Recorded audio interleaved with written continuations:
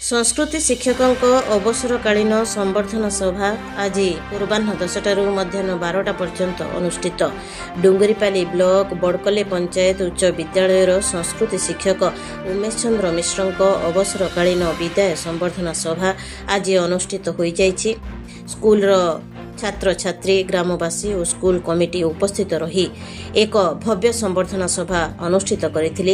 एथिरे मंचासीन थिले school परिचालना committee सभापति भारत साहू, सरपंच रोहित साहू, उमेश चंद्र मिश्र, रमाकांत प्रधान, सुबल माझी, रामगोपाल प्रधान, तहसील साहू, दौलत शाह प्रमुख। मंचासीन अतिथि माने तांकर वक्तव्य श्रीयुक्त मिश्र स्कूल रे दीर्घ 37 वर्ष बिताइथिबा अनुभूति को मने पकाइथिले।